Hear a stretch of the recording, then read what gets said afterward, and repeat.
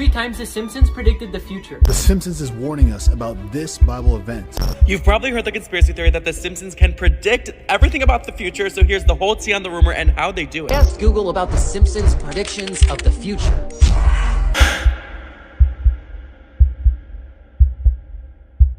सिर्फ time machine ही नहीं है जिसके थ्रू हम फ्यूचर देख सकते हैं, बल्कि कॉन्स्पिरेसी थ्योरी की दुनिया में एक ऐसा सोर्स है जिसकी काफ़ी सारी प्रेडिक्शंस की हैं और आज उसको यूज़ करके हम फ्यूचर प्रेडिक्ट कर सकते हैं।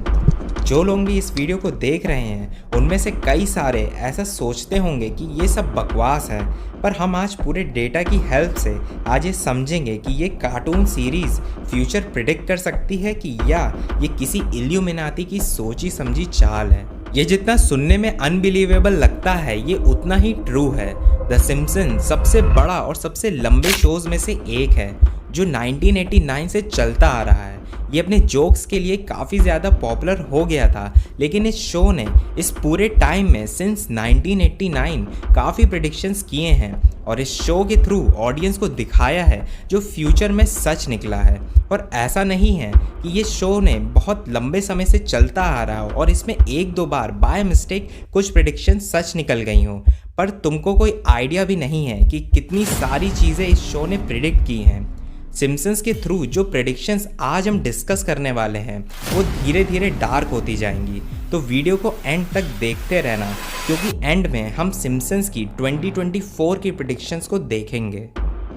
2007 में सिम्पसन्स द मूवी ने प्रेडिक्ट कर दिया था कि गवर्नमेंट हम सब की बातें रिकॉर्ड करती है और सुनती है। इस मूवी में सिम्पसन्स फैमिली पूरे यूएस के वाटर सप्लाई को पॉल्यूट कर देते हैं। इसकी वजह से पूरी गवर्नमेंट उनके पीछे पड़ जाती है एंड इस चीज़ की वजह से ही पूरी सिम्पसन्स फैमिली को भागना पड़ता है और छुपना पड़ता है। ये इतना बड़ा हो जाता है कि NSA नेशनल सिक्योरिटी एजेंसी इसमें इन्वॉल्व हो जाती है पूरी सिम्पसन्स फैमिली को पकड़ने के लिए। एंड गेस व्हाट, ये काम वो कैसे करती है? उनकी कॉन्वर्सेशन सुनकर, जो उनके सेल फोन की कॉन्वर्सेशंस NSA ने सुनी हैं, फिर जाकर सिम्पसन्स फैमिली को पकड़ लिया था। जब ये मूवी आई थी तब लोगों को लगा था कि ठीक है, इसमें कौन सी बड़ी बात है, पर उस वक्त ऐसा हो पाना इम्पॉसिबल था। पर आज Have you ever felt like the ads that you see on your social media feed are specifically targeted to you? It's almost like the app is listening to your conversation. I know it's happened to Katie on Instagram. Yeah, Charisse, you know, my friend and I were talking about a specific cruise that she went on, and just a few minutes later, an ad for that specific cruise popped up into my Instagram feed. So it made me wonder, if they're not listening, how could that happen? इस show ने पहले ही बता दिया था कि government आगे जाकर तुम सब की बातें सुनेगी तुम्हारे सेल फोन्स के through. Yes or no, does Facebook use audio obtained from mobile devices to enrich personal information about its users? No. Good. Well, Senator, let me be clear on this. I mean, so you're talking about this conspiracy theory that gets passed around that we listen to what's going on your microphone and use that for ads. Right. We don't do that. So it made me wonder, if they're not listening, how could that happen? Season 25 episode 16 the Simpsons में football world cup दिखाया जाता है और उस world cup के finale में Brazil और Germany खेल रहे होते हैं और उस एपिसोड में जर्मनी जीत जाता है। और गेस करो उसके बाद जो फुटबॉल वर्ल्ड कप हुआ था उसके सेमीफिनाले में क्या हुआ था। मतलब सिम्पसन्स ने वर्ल्ड कप के सेमीफिनाले को भी अपने एपिसोड में प्रेडिक्ट कर लिया था। 2012 में सिम्पसन्स ने दिखाया था कि लेडी गागा का अपना हेडलाइनर शो है सुपर बोल पे। एक बार देखो कि एपिसोड में क्या दिखाया गया था। अगर लेडी गागा सुपर बोल शो में परफॉर्म करती तो ये चीज़ दिखाई गई थी 2012 में। और गेस करो 2017 में क्या हुआ। मतलब इतना एक्यूरेट, इतना ज़्यादा एक्यूरेट कोई कैसे प्रेडिक्ट कर सकता है। डोनाल्ड ट्रंप का प्रेसिडेंट बनना भी सिम्पसन्स ने प्रेडिक्ट कर लिया था, क्योंकि सीजन 11 एपिसोड 17 में इन्होंने सेम टू सेम दिखाया है कि Donald Trump will be the president. तुम विजुअल्स देखो ये कितने ज़्यादा एक्यूरेट हैं। रिसेंटली लॉन्च हुए एप्पल विजन प्रो को भी सिम्पसन्स ने पहले ही प्रेडिक्ट कर लिया था।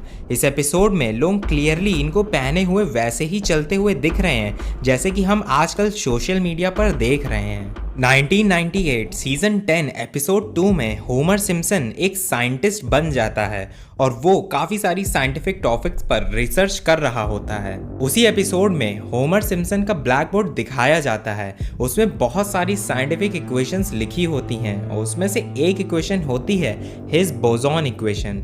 इस इक्वेशन को निकालने में साइंटिस्ट करोड़ों रुपए और दिन और रात एक करके इस पर 1964 से ही काम करते आए हैं और 2012 में जाकर इसको कॉन्क्लूड किया गया तो ये इक्वेशन मिली जो सिम्पसन्स ने 1998 में ही दिखा दिया था अपने एपिसोड में। काफ़ी हैरानी वाली बात है कि ये इक्वेशन इतनी एक्यूरेट लिखी गई है जिसको हम 2012 में जाकर के डिस्कवर कर पा रहे हैं।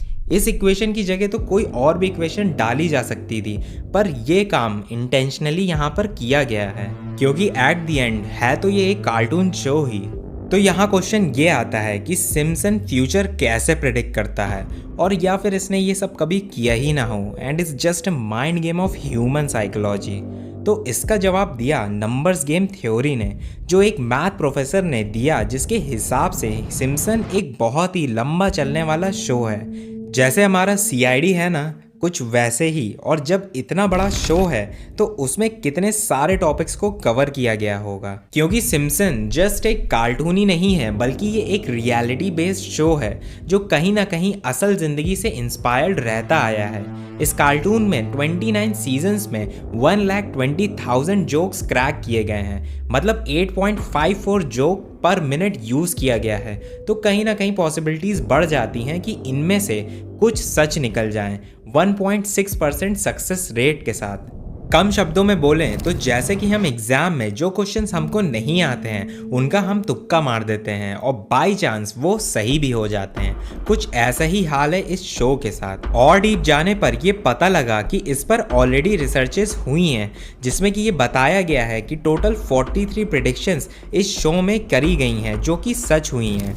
उसका एक स्पेसिफिक टाइम फ्रेम है। सिम्पसन्स के काफ़ी सारे राइटर्स बहुत हाईली क्वालिफाइड हैं अपने फील्ड्स में। Our award-winning writers and producers of The Simpsons. Our panelists also hold an impressive array of degrees in mathematics, computer science, and philosophy, among others. The thing is, you could assemble a panel of other kinds of nerds from The Simpsons as well. Like there are millions of jokes about the presidents of the United States. For example, I'm looking at Patrick Verone, who's a presidential scholar. But really, there's a lot of people with different interests, and they're all trying to cram all this. तो इसका मतलब वो Higgs boson वाली equation जानबूझकर उस writer ने डाली थी जो खुद एक मैथमेटिशियन था, इसलिए वो इतनी ज्यादा एक्यूरेट थी। तो आखिर में जो ये ग्राफ हैं इसमें जितनी भी बार्स बने हुए हैं ये सिम्पसन्स के सीजन को दिखाते हैं, और ये जो रेड डॉट्स हैं ये प्रेडिक्शंस हैं।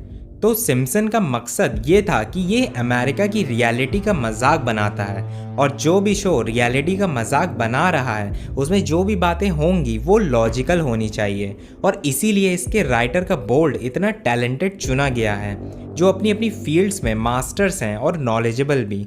ये सारी ब्लैक लाइंस इन्हीं टैलेंटेड राइटर्स को दर्शाती हैं, जिसमें कि ये वाली लाइंस हैं जहां सबसे ज़्यादा प्रेडिक्शंस सच हुई हैं। मतलब यही वो राइटर्स हैं जो असल में फ्यूचर प्रेडिक्ट कर पा रहे हैं।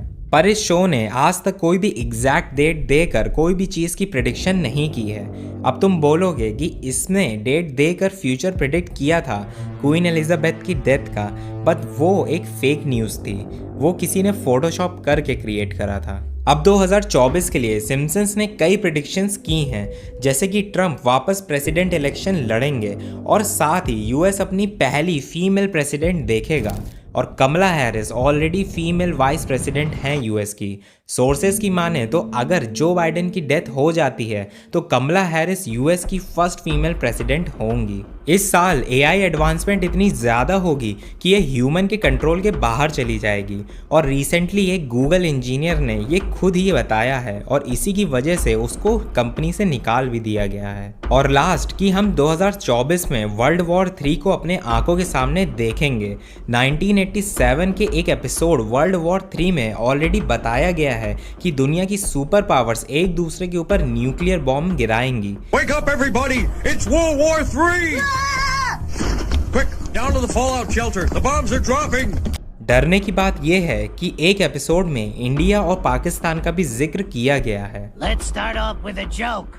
I got one. Give me that. What's the difference between Pakistan and a pancake? I don't know any pancakes that were nuked by India. Ha ha. What? Too soon? अब इनमें से क्या सच होने वाला है वो तो समय ही हमको बताएगा, पर तब तक के लिए अगर आपको ये वीडियो पसंद आया हो तो वीडियो को लाइक और चैनल को सब्सक्राइब ज़रूर करिएगा। मिलते हैं नेक्स्ट एपिसोड में।